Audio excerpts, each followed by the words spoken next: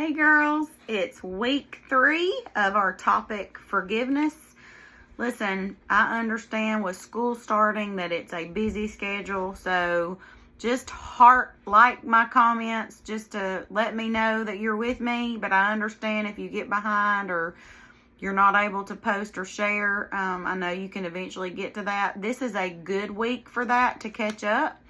So this week is week 3, reflect and apply. So we're taking everything that we've learned about forgiveness. You can reread the scripture we talked about the first week. I'll post that in the comments. You can go back and do your search and find if you weren't able to do that this week. But there is a verse that I want to share for us to kind of look at this week as we reflect and just think about how we need to forgive and how we need to internalize what the Bible is telling us about forgiveness. So this week's verses that I'd like you to look at is Genesis 50, verse 17 through 21. And before I read those with you, I want to give you a little backstory. This is about Joseph. I know you probably have heard of the story Joseph and his coat of many colors. Well, Joseph was born as the baby, and he had lots of brothers. And his brothers were jealous because his dad said that he was his favorite. If you go back to Genesis 37, you can read a little bit about that, how his dad told him that he was the favorite, and his brothers didn't like that. And so they sold him into slavery and told the dad that something had happened to him, and his dad wept and cried, but they could not accept all the extra love and attention they felt that their brother Joseph got. And so in that jealousy, they sold him into slavery. And then that's kind of how his story came about and who he became, because he was sold into slavery from Egypt. And I don't want to spoil the whole story. If you have time, read over that.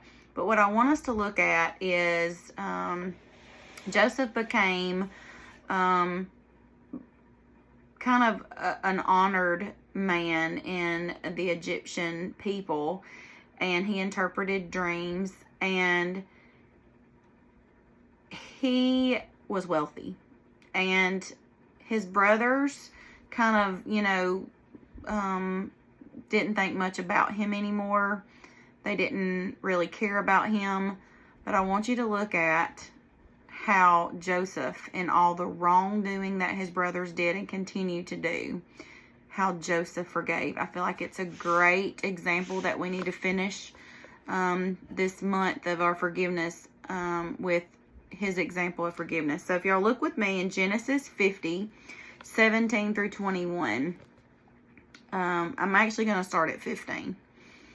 When Joseph's brothers saw that their father was dead, they said, "What if Joseph holds a grudge against us and pays us back for all the wrongs we did to him?" So they sent word to Joseph, saying, "Your father left these instructions before he died. This is what you are to say to Joseph. I ask you to forgive your brothers the sins and the wrongs they committed in treating you so badly. Now please forgive the sins of the servants of the God of your father." When their message came to him, Joseph wept. His brothers then came and threw themselves down before him. "We are your slaves," they said. But Joseph said to them, "Don't be afraid. Am I in the place of God? You intended to harm me, but God intended it for good, to accomplish what is now being done, the saving of many lives. So then don't be afraid. I will provide for you and your children." And he reassured them and spoke kindly to them. So his father had died, and they sent a note to him about forgiving them and accepting them. And what I love is when you get to verse 18, it says, "His brothers then came and threw themselves down before him.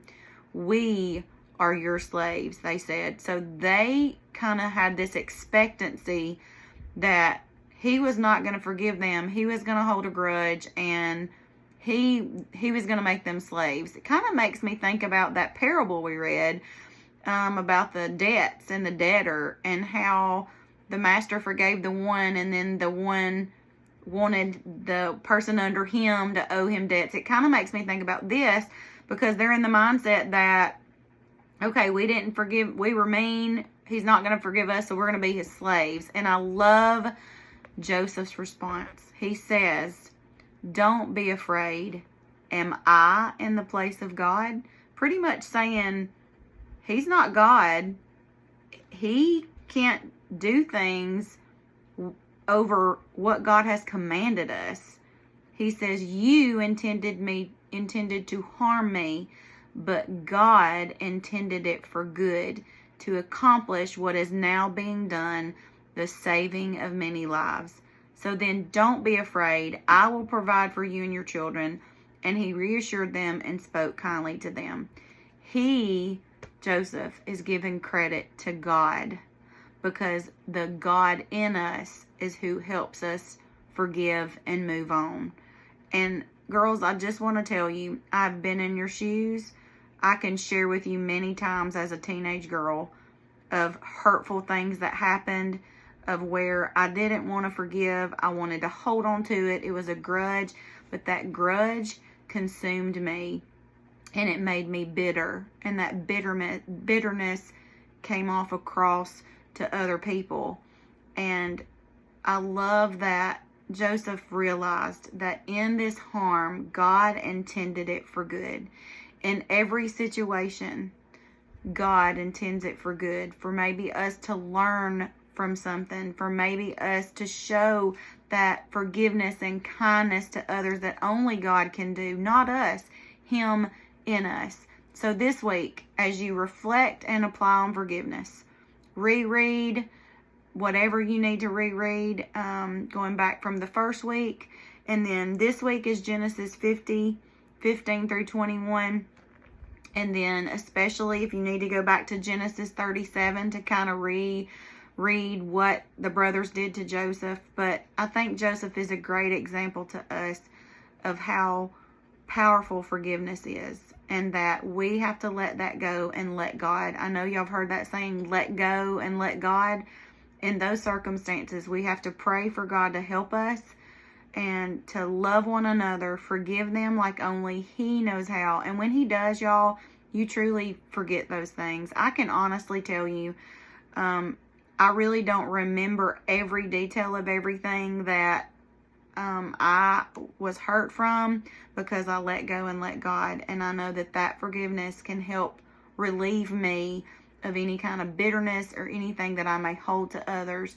And we just pray for the strength of God, the power of God to help us through that. I hope you have a wonderful week at school. Remember to be the light. And don't forget, at the top of our GroupMe, we have pinned prayer walls. Please post your prayer requests, guys. We will pray for each other. We can lift you up to God on behalf of you, and God will meet you at that need. Now, He may not answer you in the exact way you want, but we trust and we walk in knowing that God is in control. I love you all, and be checking in on GroupMe this week for more posts and more reflections as we finish out forgiveness.